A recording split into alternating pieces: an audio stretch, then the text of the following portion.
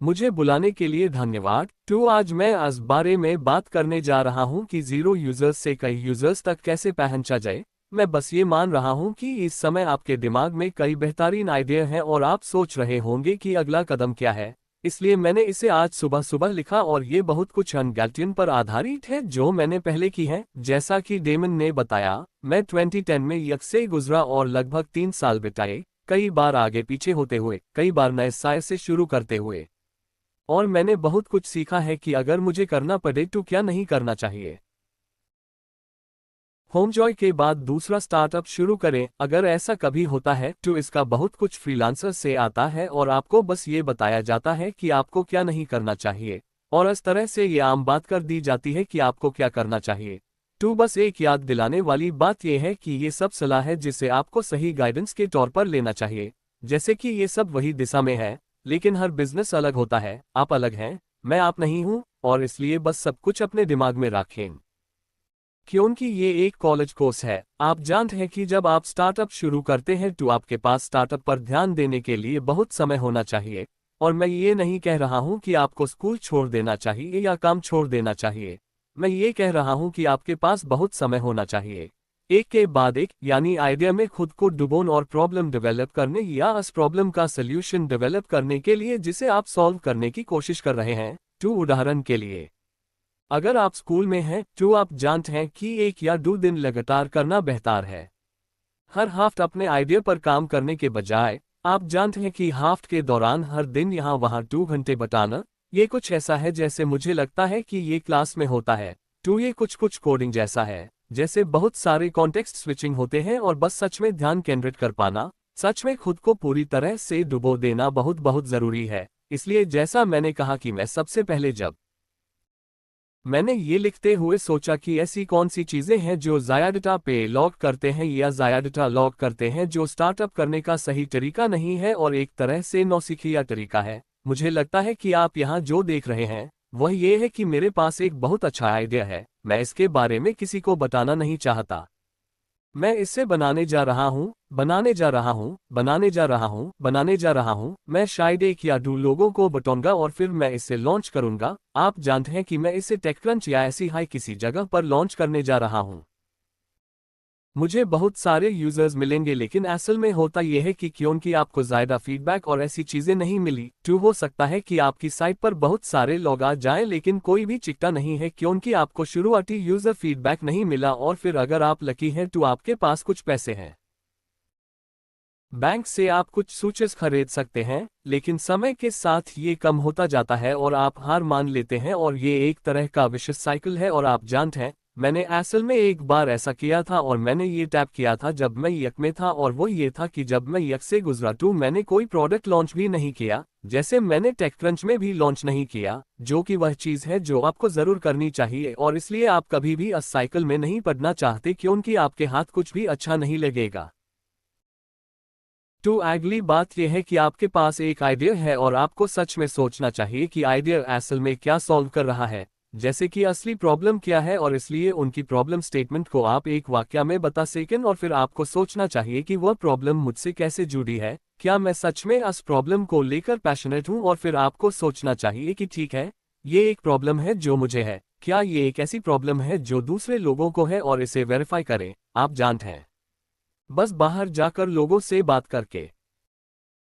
मैंने जो सबसे बड़ी गलतियां की हैं, वो ये है कि हम, मेरे को-फाउंडर और मैं, जो मेरे भाई भी हैं, उन्होंने और मैंने 2009-2010 में पाथ जॉय नाम से एक कंपनी शुरू की और हमारा लक्ष्य मूल रूप से था, आप जानते हैं कि हमारे मैन में 2 लक्ष्य थे। एक तो ऐसी कंपनी बनाना जो लोगों को सच में खुश करे, और एक ऐसी कंपनी बनाना जो बहुत हाई प्रभावशाली हो, और उसके लिए एक अच्छा प्रॉक्सी बस एक बहुत बड़ी कंपनी बनाना है। और इसलिए हमने सोचा कि ठीक है, यहाँ हम जो हाल करने जा रहे हैं वह है लोगों को खुश करना। और हम सबसे पहले इस विचार पर गए कि वे कौन लोग हैं जो लोगों को खुश करते हैं, और हम जानते हैं कि हम लाइफ कोच और थेरेपिस्ट के साथ आए।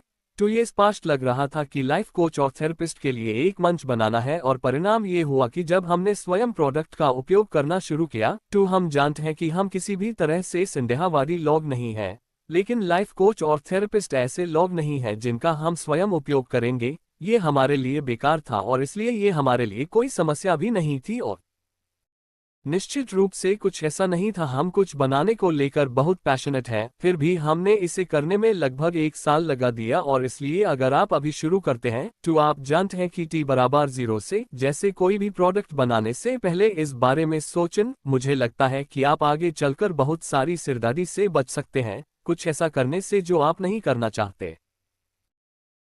तो मान लीजिए कि आपको कोई प्रॉब्लम है और आप यूज बता सकते हैं, आप कहां से शुरू करेंगे, आप सॉल्यूशन के बारे में कैसे सोचते हैं। तो सबसे पहले आपको ये सोचना चाहिए कि आप किस इंडस्ट्री में जा रहे हैं, चाहे वह बड़ी हो या बहुत बड़ी। आपको सच में इस इंडस्ट्री में पूरी तरह डूब जाना चाहिए और ऐसा करने के कई तरीके हैं। एक ये है कि आप जानते हैं कि आप इस इंडस्ट्री में थोड़े समय के लिए एक अहम हिस्सा बन जाते हैं और इसलिए ऐसा करना थोड़ा उल्टा लग सकता है क्योंकि ज़्यादातर लोग कहते हैं कि अगर आप सच में किसी इंडस्ट्री में हलचल मचाना चाहते हैं तो आपको सच में उसमें एक प्लेयर नहीं बनना चाहिए, आपको चाहिए।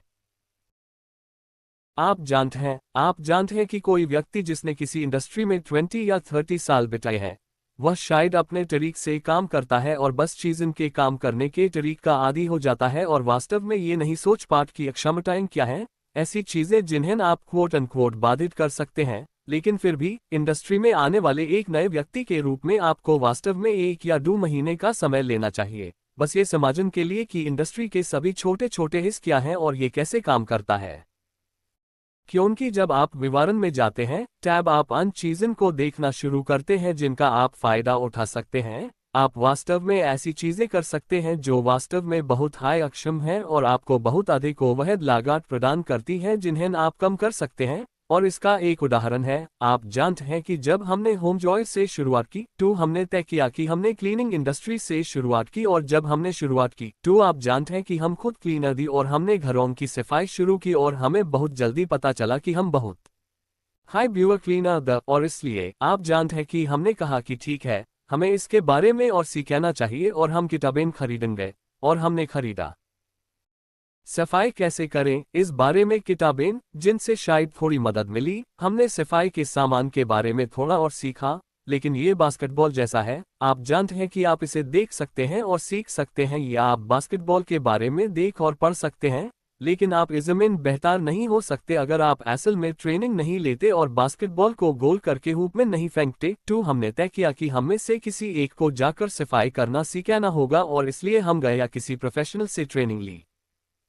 अगर कोई प्रोफेशनल ट्रेनिंग प्रोग्राम होता तो उसका मतलब था कि हम असल में एक सफाई कंपनी में हाई नौकरी करने चले गए और की बात यह थी कि मैंने सफाई करना सीखा। आप जानते हैं कुछ हफ्तों की ट्रेनिंग से जब मैं सफाई कंपनी में था, लेकिन इससे भी की बात यह थी कि मैंने बहुत कुछ सीखा कि एक लोकल सफाई कंपनी कैसे काम करती है और आजमायन में आप जानते हैं कि मैंने सीखा कि एक लोकल सफाई कंपनी आज होमजॉय जैसी बड़ी क्यों नहीं बन सकती। और ऐसा इसलिए है क्योंकि उनके पास आप जानते हैं बहुत पुराने ज़माने की चीज़ें हैं और उनके पास बहुत सी चीज़ें हैं। बस कस्टमर बुक करने से लेकर क्लीनर शेड्यूल को ऑप्टिमाइज करना बहुत हाई कुशलता से किया गया था। और इसलिए जब आप जाते हैं, अगर आप मेरी जैसी स्थिति में हैं जहां आप जानते हैं कि एक सेवा है तो उसमें एक सेवा टैटवा है, आपको जाकर वह सेवा स्वयं करनी चाहिए।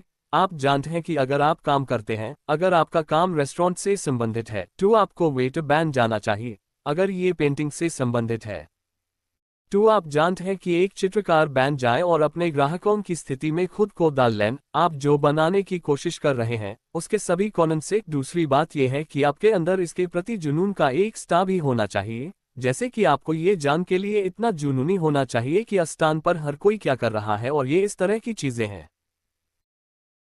आप जानते हैं सभी संभावित कंपेटिटर्स या इसी तरह की कंपनीज की एक लिस्ट बनाना, गूगल पर सर्च करना और हर एक लिंक पर क्लिक करना और हर एक आर्टिकल को पढ़ना, जैसे सर्च रिजल्ट नंबर 1 से लेकर 1000 तक। आपको पता है कि मुझे सभी संभावित कंपेटिटर्स मिल गए, बड़े और छोटे, और अगर वे पब्लिक हैं तो मैं उनका S1 पढ़ूंगा, मैं उनके सभी क्वार्टरली फाइनेंशियल पढ़ूंगा। आप जानते हैं अर्निंग कॉल्स पर बैठूंगा। आप जानते हैं कि इनमें से ज्यादा डेटा से आपको ज्यादा कुछ नहीं मिलता है, लेकिन कुछ ऐसी गोल्डन नगेट्स हैं जो आपको कभी कभी मिल जाएगी और आप उन्हें टैब तक नहीं ढूंढ पाएंगे जब तक आप असल में सारी जानकारी अपने दिमाग में नहीं डाल लेते।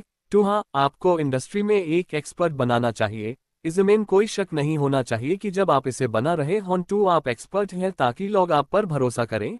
जब आप ये प्रोडक्ट बना रहे हों। दूसरी चीज है कस्टमर सेगमेंट की पहचान करना। 2 आप जानते हैं कि दिन के आखिर में आपने एक ऐसा प्रोडक्ट या बिजनेस बनाया है जिसे दुनिया में हर कोई इस्तेमाल कर रहा है।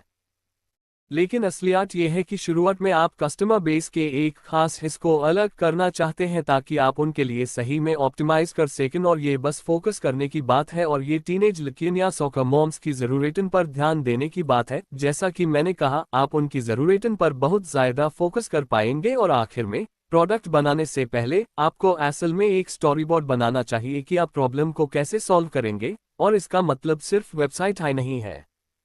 इसका मतलब है कि कस्टमर आपके बारे में कैसे पता लगता है। आप जानते हैं कि ये किसी ऐड के जरिए हो सकता है या किसी की बातों से या जो भी हो, ताकि वे आपके बारे में जान सकें। वे आपकी साइट पर आएं, वे आपके बारे में और जानें टेक क्या कहता है, आप उनसे असल में क्या कम्युनिकेट कर रहे हैं जब वे प्रोडक्ट के लिए साइन अप करते हैं या सर्विस खरीदते हैं। तो उन्हें असल में क्या मिलता है।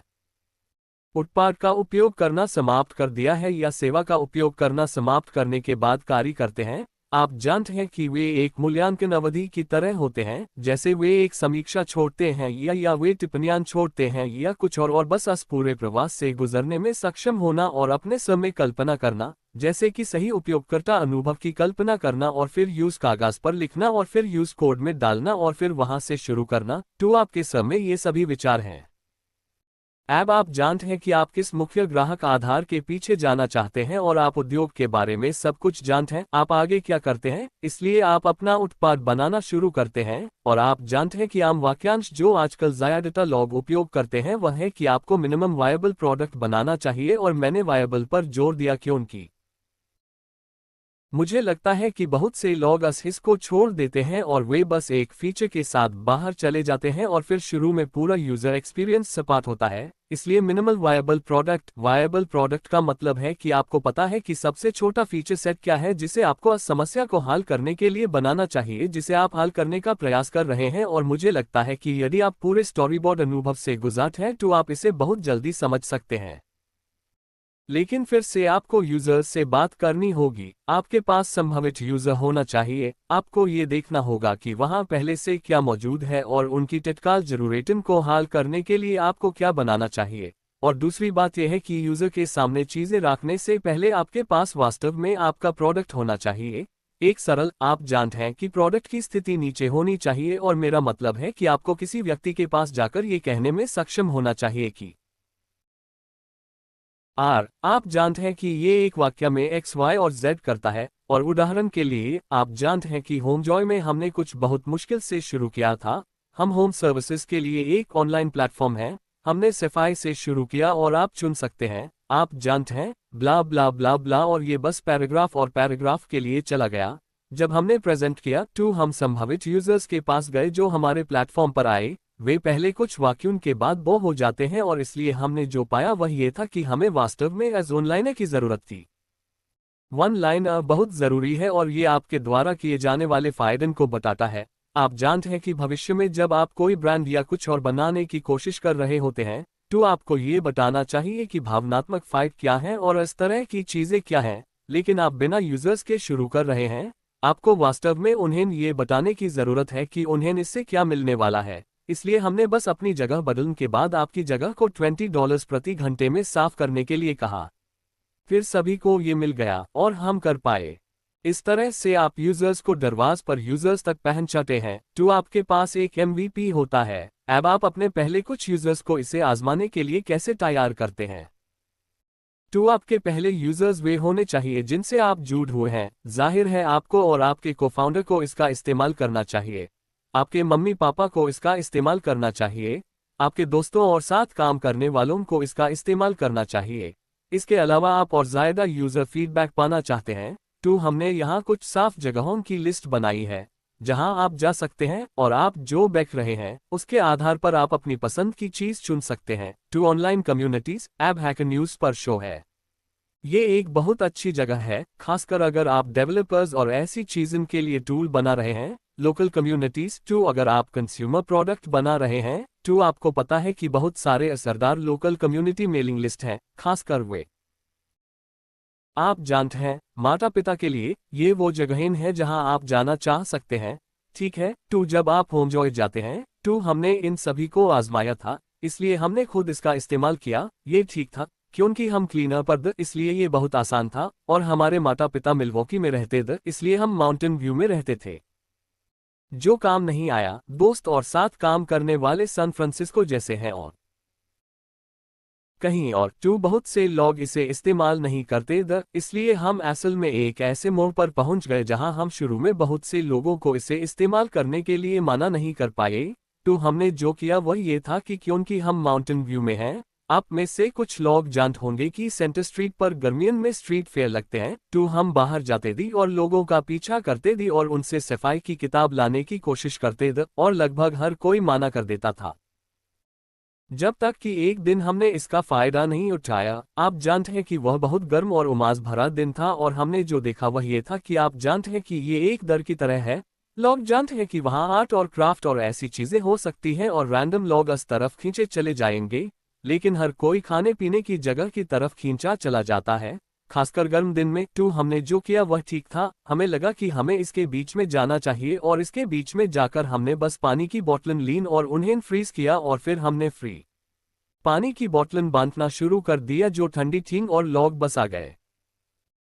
हमारे हिसाब से हम असल में लोगों को सफाई की बुकिंग के लिए गिल्ट ट्रिप करते हैं, लेकिन असलियत ये थी कि ज्यादातर लोग ऐसा करने के लिए गिल्ट ट्रिप कर रहे थे, लेकिन जब वे घर गए तो उन्होंने हमारे साथ बुकिंग कैंसिल नहीं की या इनमें से कुछ ने कैंसिल कर दी, लेकिन ज्यादातर ने नहीं की, और इसलिए हमें लगा कि ठीक है, मुझे उनके घर जाकर सफाई करनी है, लेकिन कम से कम आपको पता है कि हम यहाँ कुछ टू सॉल्व कर रहे हैं। टू, और आप जानते हैं, मुझे नहीं लगता कि मेलो में जाना, या मुझे पता है कि पिछले बैच में एक और स्टार्टअप था, मैं उनका नाम अभी भूल गया हूं, लेकिन वे शिपिंग टाइप के प्रोडक्ट बेच रहे थे या शिपिंग प्रोडक्ट को बदलने की कोशिश कर रहे थे या मेलिंग स्टफ का कॉन्सेप्ट, और इसलिए वे यूएस पोस्टल ऑफिस आते थे और ऐसे लोगों को ढूंढते थे जो प्रोडक्ट शिप करने की कोशिश कर रहे थे और बस उन्हें लाइन से हटा देते थे और उन्हें अपना प्रोडक्ट इस्तेमाल करने के लिए कहते थे और उनसे पहले शिप करवाते थे। टू, आपको बस उन जगहों पर जाना होता था जहां लोग सच में आते थे, और आप जानते हैं कि आपका प्रोविजन रेट सच में बहुत नीचे हो, लेकिन 0 से 1, 3, 4 तक जाने के लिए ये कुछ ऐसी चीजें हैं जो आपको करनी पड़ सकती हैं। ठीक है टू, कुछ यूजर्स आपको इस्तेमाल कर रहे हैं, अब आप इन सभी यूजर्स के साथ क्या करते हैं? Customer feedback. टू, सबसे पहली चीज जो आपको करनी चाहिए वो ये पक्का करना है कि लोगों के लिए आपसे कांटेक्ट करने का कोई तरीका हो टू होमजॉय को सपोर्ट करें, और अगर आप hook up phone number dot है टू, एक बहुत अच्छा आइडिया ये है कि पक्का करें कि आपके पास वॉइसमेल या ऐसा कुछ हो।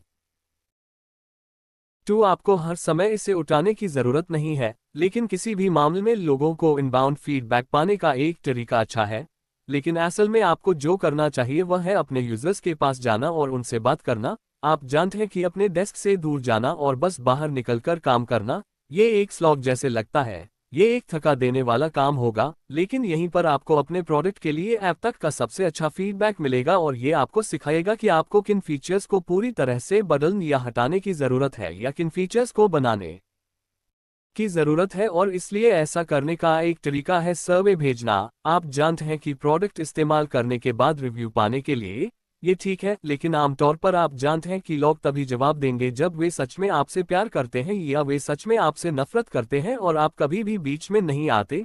टू, जब आप अंदर जाते हैं और सभी एक्सट्रीम में नहीं जाते हैं। टू, बाहर जाकर उस व्यक्ति से मिलेंगे जो आपका प्रोडक्ट इस्तेमाल कर रहा है, और ये अच्छा विचार नहीं है। आप जानते हैं, मैंने लोगों को यूजर से मिलते हुए देखा है और वे वहां बैठे हैं और ये एक लैब की तरह है और ये लगभग एक पूछताछ की तरह है। आप बस उन्हें टोकते रहते हैं, टोकते रहते हैं, टोकते रहते हैं, जैसे कि आप ऐसा क्यों नहीं करते, आपने ऐसा क्यों नहीं किया। इससे आपको सबसे यकीनी नतीजे नहीं मिलेंगे। आपको असल में जो करना चाहिए वह है बातचीत करना, उन्हें जानना, उन्हें सहज महसूस कराना, क्योंकि आप उन्हें उस लेवल पर लाना चाहते हैं जहां उन्हें लगे कि उन्हें आपके साथ ईमानदार होना चाहिए, आपकी मदद करनी चाहिए और आपके लिए चीज़ों को बेहतर बनाना चाहिए। इसलिए मैंने पाया कि लोगों को ड्रिंक्स वगैरह के लिए बाहर ले जाना एक बहुत अच्छा तरीका था। मुझे नहीं पता कि आप सब इतने बड़े हैं या नहीं, लेकिन आप उन्हें कॉफ़ी पर ले जा सकते हैं। टू, एक और तरीका, एक और चीज़ जिसे आपको ट्रैक करना चाहिए वह है कि आप आमतौर पर मैक्रो नज़रिए से कैसा कर रहे हैं, और ऐसा करने का एक तरीका यह है कि सबसे अच्छा तरीका है कस्टमर अटेंशन को ट्रैक करना। यानी आज कितने लोग आए, कल कितने वापस आ रहे हैं, अगले दिन कितने, और इसी तरह। आमतौर पर समय के साथ आप देखते हैं, आप जानते हैं। मंथली रिटेंशन 2, आप जानते हैं कि जो लोग आज आए हैं क्या वे अगले महीने भी इसका इस्तेमाल कर रहे हैं, वगैरह वगैरह। अस मेट्रिक के साथ प्रॉब्लम यह है कि अस डेटा को इकट्ठा करने में बहुत समय लगता है और कभी कभी आपके पास ये पता लगाने के लिए 1, 2 या 3 महीने नहीं होते हैं। 2, एक अच्छा लीडिंग इंडिकेटर असल में रिव्यू और रेटिंग इकट्ठा करना है, जैसे 5 स्टार 4 स्टार रिव्यू एनपीएस का कुछ आइडिया इकट्ठा करना जो नेट प्रमोटर स्कोर है। 2, आप उनसे 0 से 10 की रेटिंग के बारे में पूछ रहे हैं।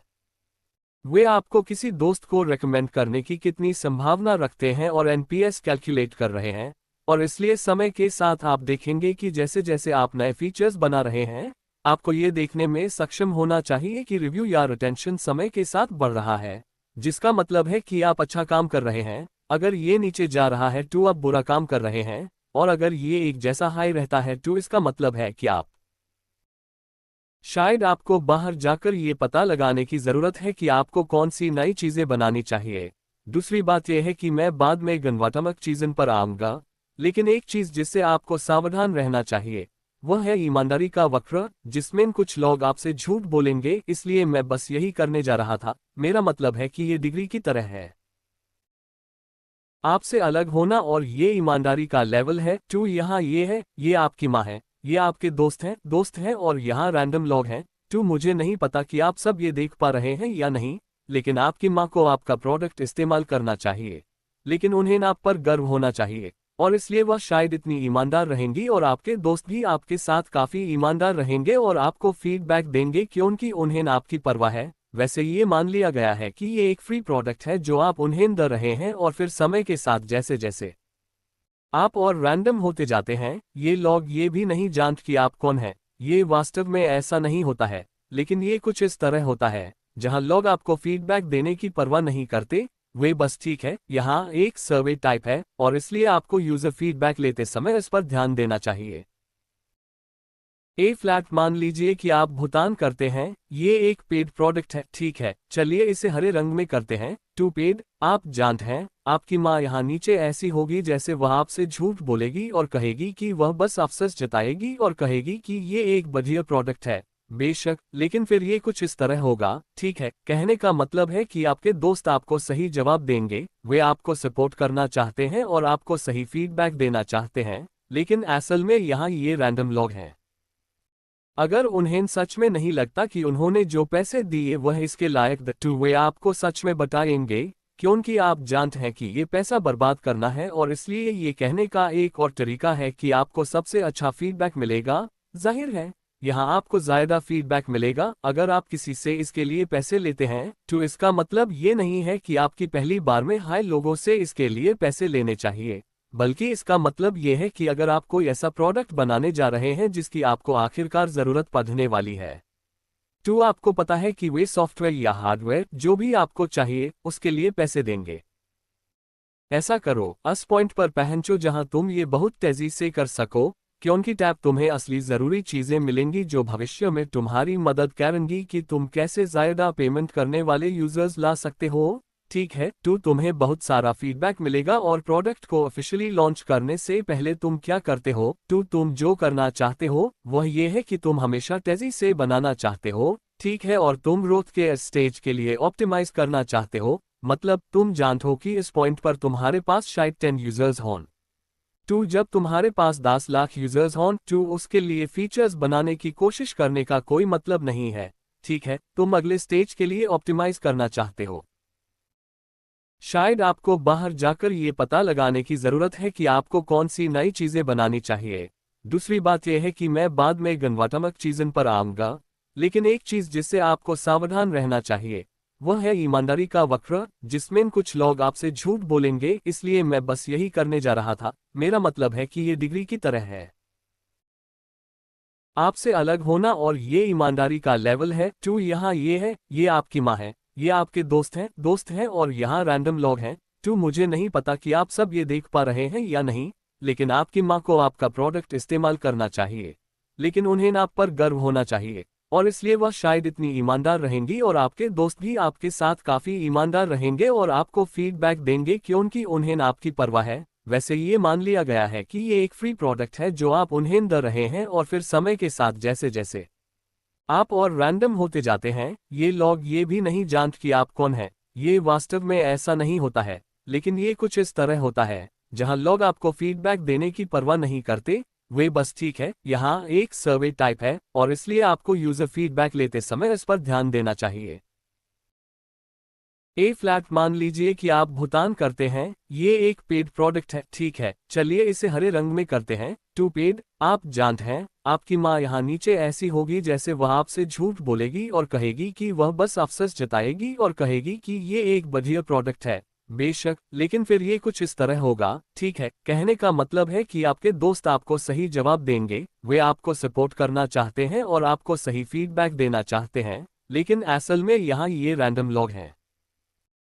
अगर उन्हें सच में नहीं लगता कि उन्होंने जो पैसे दिए वह इसके लायक तो वे आपको सच में बताएंगे, क्योंकि आप जानते हैं कि ये पैसा बर्बाद करना है, और इसलिए ये कहने का एक और तरीका है कि आपको सबसे अच्छा फीडबैक मिलेगा। जाहिर है, यहाँ आपको ज़्यादा फीडबैक मिलेगा अगर आप किसी से इसके लिए पैसे लेते हैं। तो इसका मतलब ये नहीं है कि आपकी पहली बार में हाई लोगों से इसके लिए पैसे लेने चाहिए, बल्कि इसका मतलब यह है कि अगर आप कोई ऐसा प्रोडक्ट बनाने जा रहे हैं जिसकी आपको आखिरकार ज़रूरत पड़ने वाली है, तो आपको पता है कि वे सॉफ्टवेयर या हार्डवेयर जो भी आपको चाहिए उसके लिए पैसे देंगे। ऐसा करो, उस पॉइंट पर पहुंचो जहां तुम ये बहुत तेजी से कर सको, क्योंकि टैब तुम्हें असली ज़रूरी चीज़ें मिलेंगी जो भविष्य में तुम्हारी मदद करेंगी कि तुम कैसे ज़्यादा पेमेंट करने वाले यूजर्स ला सकते हो। ठीक है, तो तुम्हें बहुत सारा फीडबैक मिलेगा, और प्रोडक्ट को ऑफिशियली लॉन्च करने से पहले तुम क्या करते हो, तो तुम जो करना चाहते हो वह ये है कि तुम हमेशा तेजी से बनाना चाहते हो, ठीक है, और तुम ग्रोथ के स्टेज के लिए ऑप्टिमाइज करना चाहते हो। मतलब तुम जानते हो कि इस पॉइंट पर तुम्हारे पास शायद 10 यूजर्स हों, तो जब तुम्हारे पास 10 लाख यूजर्स हों तो उसके लिए फीचर्स बनाने की कोशिश करने का कोई मतलब नहीं है। ठीक है, तुम अगले स्टेज के लिए ऑप्टिमाइज करना चाहते हो। आप जानते हैं, आपको असल में ये करना चाहिए कि आप इस बात की तय तक जाएं कि वे आपसे कोई फीचर बनाने के लिए क्यों कह रहे हैं। आमतौर पर वे जो सुझाव दे रहे होते हैं वह सबसे अच्छा आइडिया नहीं होता, लेकिन वे असल में ये सुझाव दे रहे होते हैं कि मेरे पास ये दूसरी प्रॉब्लम है जो आपने मेरे लिए प्रोडक्ट इस्तेमाल करते समय बनाए है, या मुझे इस प्रॉब्लम को सॉल्व करने की ज़रूरत है इससे पहले कि मैं इस प्रोडक्ट को इस्तेमाल करने के लिए पैसे दूं। इसलिए पहले इसका पता लगाएं, ना कि बहुत सारे फीचर्स जोड़ दें जिससे प्रॉब्लम पूरी तरह छिप जाती है। तो आपके पास एक ऐसा प्रोडक्ट है जिसे आप शिप करने के लिए तैयार हैं। तो कुछ लोग इस समय अपना प्रोडक्ट बनाना जारी रखेंगे और यूज बिल्कुल भी शिप नहीं करेंगे। मुझे लगता है कि प्रोडक्ट को पूरी तरह से परफेक्ट बनाने में चुपके से काम करने का पूरा आइडिया ये है कि निकाल करना इनोवेशन से सस्ता है, समय, पैसे और कैपिटल के मामले में। इसलिए मुझे लगता है कि हर किसी को हमेशा ये मान लेना चाहिए कि अगर आपके पास कोई बहुत अच्छा आइडिया है तो कोई ना कोई इसे लॉन्च करेगा, कोई ना कोई इसे करेगा। आपको पता है कि कोई आपको तेजी से फॉलो करेगा और कोई आपको पकड़ने के लिए पूरी कोशिश करेगा। इसलिए इस सारे यूज़र फीडबैक को रोकने का कोई मतलब नहीं है जो आपको बहुत सारे यूज़र मिलने से मिल सकता है, क्योंकि आपको लगता है कि आपको डर लगता है कि कोई आपके साथ ऐसा करेगा, और मुझे इस पर बार बार बात करना पसंद नहीं है, लेकिन आज मैं फाउंडर्स के साथ यही देख रहा हूँ। मैं भी इससे गुजरा हूँ, और मुझे लगता है कि जब तक आप कुछ ऐसा नहीं बना रहे हैं जिसके लिए शुरू करने में हाई साइकिडन या $10 मिलियन लगन टैब तक अपने प्रोडक्ट को लॉन्च करने का इंतजार करने का कोई मतलब नहीं है। तो मान लीजिए आपके पास कुछ ऐसा है जिस पर आपको बहुत सारे यूजर मिलने वाले हैं, तो इस समय आप क्या करते हैं? तो मैं अपना समय 20 मिनट देखूंगा, ठीक है। तो मैं अगली स्लाइड में अलग अलग तरह की ग्रोथ के बारे में बताऊंगा, लेकिन एक बात जो आपको शुरू में ध्यान में रखनी है, जब आप सिर्फ आप और आपके कोफाउंडर हों और शायद जैसे हों कुछ और लोग बना रहे हैं, आप सिर्फ ग्रोथ के लिए टीम नहीं बना रहे हैं, ये सिर्फ एक व्यक्ति होगा, और इसलिए आपको सच में फोकस करने की ज़रूरत है और आपको सिर्फ एक हाई करना चाहिए। आप एक हाई समय में 5 अलग अलग स्ट्रैटेजी आजमाने के लिए लालचाएंगे, लेकिन असल में आपको एक चैनल लेना चाहिए और पूरे एक हफ्ते तक उस पर काम करना चाहिए और बस उसी पर फोकस करना चाहिए, और फिर अगर वह काम करता है तो उस पर टैब तक काम करते रहें जब तक वह खत्म ना हो जाए।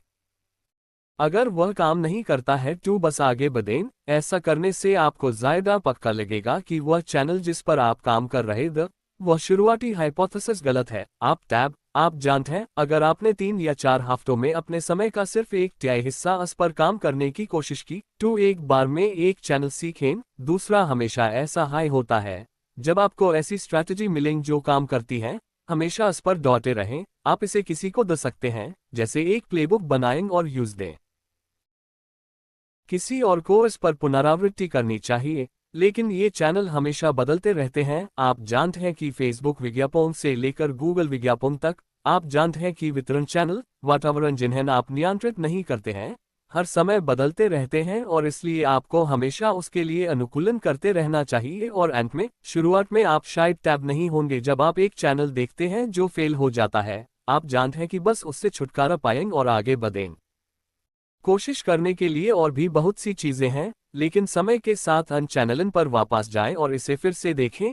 और मेरा मतलब है कि एक उदाहरण है, शुरुआत में होमजॉय में हमारे पास पैसे नहीं था, इसलिए जब हमने कोशिश की तो हमने मेरी मेड्स से यूजर्स खरीदने की कोशिश की, या मेरी मेड्स से नहीं। ये सिर्फ एक प्रतियोगी का उदाहरण है। हमने यूजर्स को जल्दी से प्राप्त करने के लिए गूगल विज्ञापन खरीदने की कोशिश की और हमने पाया कि मेरी मेड्स, मॉली मेड्स, ये सभी अन्य नेशनल कंपनीज के पास हमसे ज्यादा पैसा है। वे हमसे ज्यादा पैसे कमा रही थीं और इसलिए वे यूजर्स को बहुत ज्यादा कैक पर पेमेंट कर पा रही थीं। वे उन्हें हमसे ज्यादा कीमत पर ले पा रही थीं और इसलिए हम वह अफोर्ड नहीं कर सकते थे और हमें दूसरे चैनल के पास जाना पड़ा।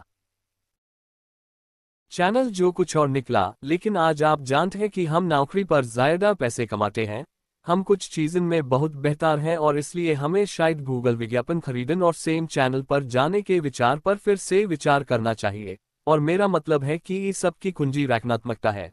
प्रदर्शन विपणन, आप जानते हैं, या विपणन या सामान्य रूप से विकास, ये बहुत तकनीकी हो सकता है, लेकिन ये वास्तव में तकनीकी है और आपको रचनात्मक होना होगा, क्योंकि अगर ये वास्तव में आसान और निराश नहीं होता तो आप जानते हैं कि हर कोई अभी विकास कर रहा होता। और इसलिए आपको हमेशा ऐसी छोटी चीज ढूंढनी होती है जो कोई और नहीं कर रहा है और यूज चरम सीमा तक करे। इसलिए विकास के 3 प्रकार हैं। जब हाँ, विकास के 3 प्रकार हैं, चिपचिपा, वायरल और भुगतान विकास। और उम्मीद है कि मुझे इन सब के बारे में बात करने के लिए पर्याप्त समय मिलेगा। 2 वास्तव में संक्षेप में, चिपचिपा विकास आपके मौजूदा उपयोगकर्ताओं को वापस लाने और आपको अधिक भुगतान करने या आपके अधिक उपयोग करने की कोशिश कर रहा है। दूसरा है वायरल विकास, इसलिए लोग इस बारे में बात करते हैं तो आप एक ऐसा प्रोडक्ट इस्तेमाल करते हैं जो आपको सच में पसंद आता है, फिर आप अपने 10 दोस्तों को बताते हैं कि उन्हें भी ये पसंद आया। ये वायरल ग्रोथ है। और तीसरा है पेड ग्रोथ, इसलिए अगर आपके बैंक में पैसा है तो आप शायद इस पैसे का कुछ हिस्सा ग्रोथ खरीदने में इस्तेमाल कर पाएंगे। और जिस मुख्य विषय पर मैं बात करने जा रहा हूँ वह है सस्टेनेबिलिटी। सस्टेनेबल ग्रोथ से मेरा मतलब है कि आप मूल रूप से कोई लीक वाली बल्टी नहीं है। आप जो पैसा या समय लगाते हैं उस पर निवेश पर अच्छा रिटर्न मिलता है।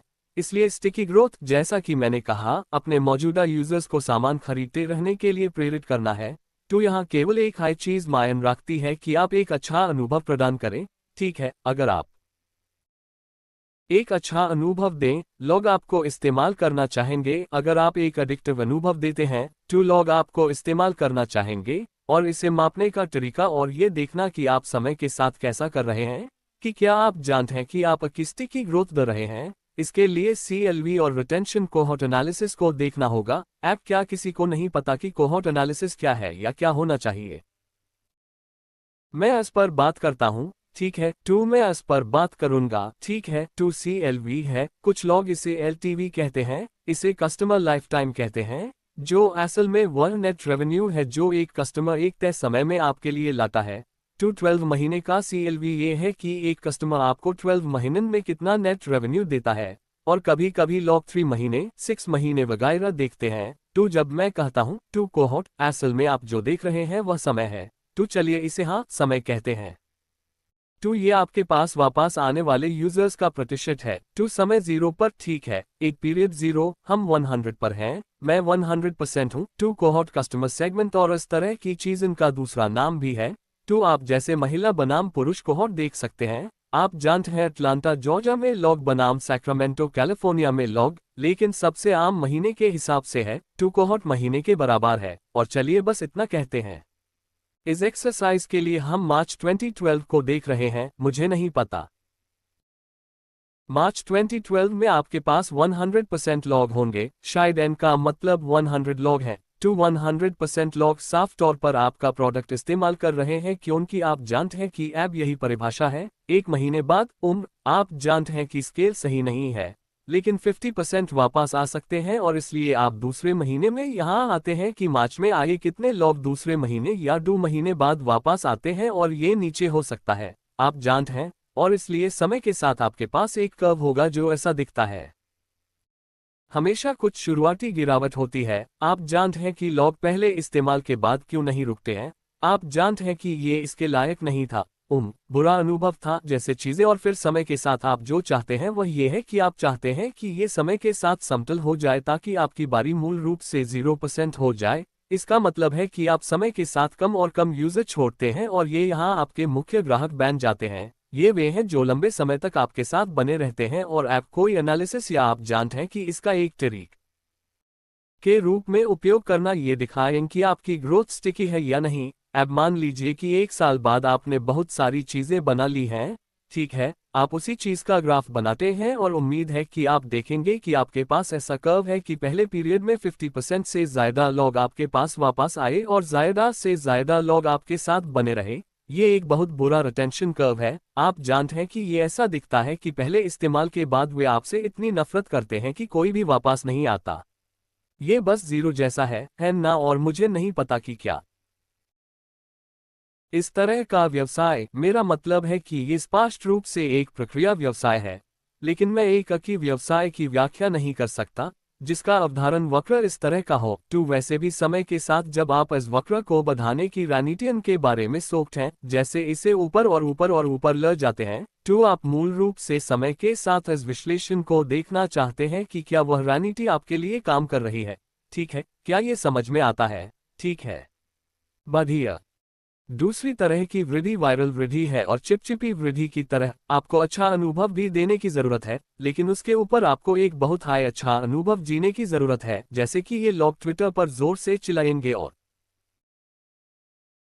फेसबुक या जो भी हो और अपने सभी दोस्तों को बताएं और अपने सभी दोस्तों को ईमेल करें और अपने परिवार के सदस्यों को अपने बारे में बताएं। आपको सच में एक अच्छा अनुभव देना होगा। इसके साथ हाय आपको रेफरल प्रोग्राम के लिए भी की मैकेनिक्स की जरूरत है। जैसे आपके पास 100 कस्टमर हैं जो सच में आपके बारे में बात करना चाहते हैं, अब वे आपके बारे में कैसे बात करेंगे? इस तरह से एक viral growth channel, viral growth strategy सच में एक अच्छा अनुभव बनाने के बारे में है। लेकिन अगर आपके पास ये हाई आप एक अच्छा रेफरल प्रोग्राम कैसे बनाते हैं, और इसलिए मैंने इसके 3 मुख्य हिस्से बताए हैं। एक है कस्टमर टच पॉइंट, जहां लोग सीखते हैं कि वे दूसरे लोगों को रेफर कर सकते हैं। हो सकता है कि वे बुक करने के बाद या साइन अप करने के बाद। आप जानते हैं, आमतौर पर आप इनहाइन देखते हैं, जैसे आप साइन अप करते हैं किसी भी कारण से, ज्यादातर लोग तुरंत आपको अपने सभी दोस्तों को इनवाइट करने के लिए कहते हैं, भले हाय आपने पहले कभी प्रोडक्ट इस्तेमाल ना किया हो। और इसलिए ये एक कस्टमर टच पॉइंट है। ये आपके साइन अप करने के ठीक बाद होता है। एक बेहतर तरीका टैब होता है जब वे प्रोडक्ट इस्तेमाल कर लेते हैं कुछ समय बाद और आप देखते हैं कि वे बहुत ज्यादा एंगेज्ड हैं, उन्हें वह लिंक दिखाएं और उन्हें इसे भेजने के लिए कहें। एक और बात यह है कि अगर आप होमजॉय के लिए प्लेटफॉर्म टाइप का खेल कर रहे हैं, हम असल में घरों के अंदर जाते हैं। एक और कस्टमर टच पॉइंट है जब क्लीनिंग प्रोफेशनल घर के अंदर होता है, वे कुछ छोड़ सकते हैं और आप जानते हैं कि हम उन्हें वहां भी कुछ दिखा सकते हैं। आप मूल रूप से कस्टमर टच पॉइंट्स डालना चाहते हैं और असली लिंक या जो भी हो वो ये है कि वे अपने सभी दोस्तों को उस समय कैसे रेफर करेंगे जब वे बहुत ज्यादा एंगेज्ड हों और आप जानते हों कि वे आपको पसंद कर रहे हैं। दूसरा है प्रोग्राम मैकेनिक्स, और ये एक तरह की सबसे आम चीज है जो मैंने देखी है। वह है $10 के लिए $10, यानी आपको $10 मिलते हैं अगर आप अपने दोस्त को इनवाइट करते हैं और वे इसका इस्तेमाल करते हैं और उन्हें $10 मिलते हैं। इसलिए आपको अलग अलग तरह के मैकेनिक्स आजमाने चाहिए इस मामले में, और जो भी आपके लिए काम करता है यूज ऑप्टिमाइज करने की कोशिश करें। आप जानते हैं कि ये 25 के लिए 25 हो सकता है, ये 0 के लिए 10 हो सकता है, ये ऐसी कई चीजें हो सकती हैं। और आखिर में आप जानते हैं कि जब आपका दोस्त लिंक पर क्लिक करता है, जब वे वापस जाए आपके रेफरल लिंक पर साइट के लिए, ये बहुत जरूरी है कि कन्वर्शन फ्लो को ऑप्टिमाइज किया जाए कि वे कैसे साइन अप करने जा रहे हैं और इसलिए कभी कभी आपको उन्हें अलग तरीके से बेचने या अपसेल करने की ज़रूरत होती है, जैसा कि उनके दोस्त ने उन्हें इस्तेमाल करने का सुझाव दिया है और इसी तरह आगे भी। तो इन सभी को मिलाकर आपको इन अलग अलग डायमेंशन के साथ खेलने की ज़रूरत है और एक की रेफरल प्रोग्राम के साथ आना होगा। और आखिर में ये पेड ग्रोथ है। टू पेड ग्रोथ के उदाहरण यहाँ हैं और ये सबसे साफ हैं। लेकिन मुझे यकीन है कि आप लोग और भी सोच सकते हैं, और पेड ग्रोथ असल में है। आप जानते हैं कि आपके पास पैसा है जिसे आप खर्च कर सकते हैं, आपके पास क्रेडिट कार्ड हो सकते हैं, लेकिन आप यूजर पाने के लिए कुछ खर्च कर सकते हैं। टू पेड ग्रोथ के बारे में सोचने का सही तरीका यह है कि ठीक है, आप पैसा लगाने जा रहे हैं, आप वहां पैसा लगाने का रिस्क लेने जा रहे हैं, बदले में आपको क्या मिलेगा, इसके बारे में सोचने का आसान तरीका यह है कि आपका CLV, आपका कस्टमर लाइफ टाइम पैसे की रकम, नेट रेवेन्यू, वह रकम जो लोग आप जानते हैं कि आपका कस्टमर आपको वापस देता है। क्या ये आपके कैक और आपके कैक एक कस्टमर एक्विजिशन कॉस्ट का शॉर्ट फॉर्म है? तो एक उदाहरण है कि आप असल में स्लाइड SL के लिए पेमेंट करते हैं। यहाँ स्लाइड का एक उदाहरण है। तो मान लीजिए आप बहुत सारे ऐड चलाते हैं, ये 4 ऐड हैं, आप जानते हैं 12 महीने में कस्टमर आपके लिए $300 का है। इनमें से हर ऐड पर जब आप क्लिक करते हैं तो CPC की कॉस्ट होती है। ये सब आप जानते हैं, अलग अलग तरह के पैसे लगते हैं। और फिर जब वे एस पर क्लिक करते हैं, जब वे ऐड पर क्लिक करते हैं, तो उन्हें आपकी साइट पर आना पड़ता है और साइन अप करना पड़ता है या कुछ खरीदना पड़ता है। और इन सभी ऐड के लिए कन्वर्शन रेट अलग अलग होते हैं। और फिर आप जानते हैं कि कैक को बस CPC को कन्वर्शन से डिवाइड करके कैलकुलेट किया जाता है। और इसलिए आप देखते हैं कि अलग अलग तरह के ऐड के लिए अलग अलग एक्विजिशन कॉस्ट होती है। और ये तय करने के लिए कि ये एक अच्छा ऐड है या बुरा, आपको बस इतना करना है कि CLV माइनस कैक, क्या ये 0 से ज़्यादा है? अगर ये 0 पर है तो आप जानते हैं कि ये ठीक है, लेकिन उम्मीद है कि ये असल में 0 से ज़्यादा है और इसलिए आप असल में हम इस पर प्रॉफिट कमा रहे हैं। तो आप देखते हैं कि CLVs के चली रहने और कन्वर्शन के ज़्यादा और कम होने के बावजूद कभी कभी कुछ ऐड जो अकी लग सकते हैं, असल में दिन के आखिर में उतने अकी नहीं लगते। फ्लैट इसे देखने का एडवांस तरीका यह है कि आप इसे अपने पूरे कस्टमर बेस के लिए देख सकते हैं। आप जानते हैं कि अपने सभी कस्टमर्स को एक साथ जोड़ना, लेकिन एडवांस तरीका यह है कि इसे कस्टमर सेगमेंट के हिसाब से तोड़ दिया जाए। तो आप जानते हैं, अगर आपके पास उदाहरण के लिए अगर आप एक मार्केटप्लेस बना रहे हैं, मुझे नहीं पता, कंट्री म्यूजिक के लिए, आप जानते हैं कि नैशविल, टेनेसी में किसी का CLVs, चेकोस्लोवाकिया में किसी के CLVs की लाइफ टाइम वैल्यू से बहुत ज़्यादा होगा। तो या मैं बस मान लेता हूं कि वैसे भी ऐसा हाई है। तो आपको ये पक्का करना होगा कि जब आप खरीद रहे हों इस तरह के अलग अलग ग्रुप या इस तरह के कस्टमर सेगमेंट के लिए ऐड, जिनके बीच आप अंतर जानते हैं और जिन्हें आप नहीं चाहते कि सब कुछ एक साथ मिलाया जाए। तो आखिरी बात पेबैक टाइम और सस्टेनेबिलिटी पर। मुझे लगता है कि बहुत सारे बिजनेस मुश्किल में पैट जाते हैं या ये टैब बुरा बिजनेस बन जाता है जब वे अपनी हैसियत से ज़्यादा खर्च करना शुरू कर देते हैं। और इसका बहुत कुछ रिस्क टॉलरेंस या रिस्क से लेना देना है। आप जानते हैं कि आप कितना रिस्क लेने को तैयार हैं। तो जब आप इन टीवी को देखते हैं, तो मान लीजिए आपको 300 में एक कस्टमर मिलता है। आप जानते हैं कि 12 महीने बाद एक कस्टमर की कीमत $300 हो जाती है, यानी पहले महीने में वे $100 के हो जाते हैं अगर आप 12 महीने के आखिर तक इंतजार करते हैं। फिर वे आपको बाकी $200 देते हैं, लेकिन अगर पहले पीरियड में आप असल में उनके लिए $200 दे रहे हैं, तो आप 12 महीने के आखिर तक $1 के नुकसान में रहते हैं और यहीं से आप संभावित रूप से अनसस्टेनेबल ग्रोथ में जाने लगते हैं। ऐसा कुछ हो सकता है जहां आप जानते हैं कि 12 महीने के आखिर में उन्हें असल में कस्टमर से $200 नहीं मिलते हैं और आप बहुत बुरी हालात में पहुंच जाते हैं और असल में दिन के आखिर में आपके पास पैसे खत्म हो सकते हैं। और अगर आप क्रेडिट कार्ड से ऐसा कर रहे हैं तो आप जरूर पाएंगे कि आपको बहुत जल्दी दिवालिया घोषित करना पड़ेगा। तो फिर से पेबैक टाइम बहुत जरूरी है। आप जानते हैं कि अगर आपको बहुत ज्यादा रिस्क है तो 3 महीने का समय सुरक्षित है। अगर आप बहुत ज्यादा रिस्क लेने वाले हैं तो शायद 12 महीने बेहतर हैं। 12 महीने से ज्यादा समय बहुत सुरक्षित होता है। ठीक है, मेरे पास कितना समय है? 5 मिनट। ठीक है, तो मैं बस इस पर बात करूंगा। टू पाइवट करने की कला। तो बहुत से लोग मुझसे पूछते हैं कि होमजॉय अपने मौजूदा कॉन्सेप्ट में होमजॉय से गुजरा। ये सचमुच 13 आइडिया था। हमने इसे पूरी तरह से बनाया और इसे लागू करने की कोशिश की और कस्टमर पाने की कोशिश की और भी बहुत कुछ। मुझे जो सवाल मिलते हैं उनमें से एक ये है कि आप इस 13 वे आइडिया तक कैसे पहुंचे और आपने ये कैसे तय किया कि कब आगे बढ़ना है, और इस पर मैं जो सबसे की गाइडेंस दे सकता हूं वह है इन 3 क्राइटेरिया को देखना, जो ये है कि एक बार जब आपको एहसास हो जाता है कि आप ग्रो नहीं कर सकते, या एक बार जब आपको एहसास हो जाता है कि इन सभी बेहतरीन फीचर्स को बनाने और इन सभी यूजर्स से बात करने के बावजूद इनमें से कोई भी नहीं टिकता है या इनमें से कोई भी नहीं है। आप जानते हैं कि आपके पास कोई की हाई रिटेनिंग यूजर्स नहीं है या बिजनेस की इकोनॉमिक्स का कोई मतलब नहीं है। तो एक बार जब आपको ये एहसास हो जाता है तो आपको बस आगे बढ़ने की जरूरत है, और मुझे लगता है कि सबसे मुश्किल शायद ग्रोथ वाला है, क्योंकि ऐसी कई कहानियां हैं जहां एक फाउंडर आइडिया के साथ टिका रहा और फिर 3 साल बाद अचानक ये ग्रो करने लगा। तो यहाँ ट्रिक ये है कि आपको असल में क्या करना चाहिए। जब आप शुरू करें तो आपके पास एक ग्रोथ प्लान होना चाहिए, जो कि आप जानते हैं कि आपके पास आइडियली बस ये होना चाहिए कि इस बिजनेस को ग्रो करने का एक ऑप्टिमिस्टिक लेकिन रियलिस्टिक तरीका क्या है, और इसलिए ये कुछ ऐसा दिख सकता है, और ये टी और है। ये है यूजर्स की संख्या। तो आप जानते हैं पहले हाफ में आपको सिर्फ एक यूजर चाहिए और दूसरे हाफ में आपको शायद 2 यूजर चाहिए, और इसी तरह आगे भी, और आप इसे दोगुना करते रह सकते हैं। आप जानते हैं ऊपर और ऊपर। तो पहले हाफ में आपको जितना हो सके उतना बनाना चाहिए जहां आपको एक यूजर पाने के लिए बनाना है, और फिर दूसरे हाफ में आप जानते हैं कि आप जो कुछ भी बनाना चाहते हैं यूज शुरू में 2 यूजर, 4 यूजर, 8 यूजर पाने के लिए बनाए, ये काफी होना चाहिए। अगर आपके पास ऐसा प्रोडक्ट है जिसे लोग सच में चाहते हैं तो आपको इस ग्रोथ कर्व को बहुत आसानी से बनाए रखना चाहिए, बस घूम घूम कर और लोगों को मैन्युअली ढूंढ कर। जब आपको लगता है कि आपको एक हाफ में 100 यूजर चाहिए जहां आपको इनमें से कुछ और की जरूरत है, तो आपको इन ग्रोथ स्ट्रैटेजी की जरूरत है जो काम करना शुरू कर दें। और इसलिए मैं लोगों को बताता हूं कि आमतौर पर अगर आप अपने प्रोडक्ट पर पूरी तरह से काम कर रहे हैं और आप सच में बहुत मेहनत कर रहे हैं, तो अगर आप लगातार 3 या 4 हाफ तक बिना किसी ग्रोथ के पीछे की तरफ ग्रोथ करते हैं, तो ये शायद एक पाइवट पर विचार करने का समय है।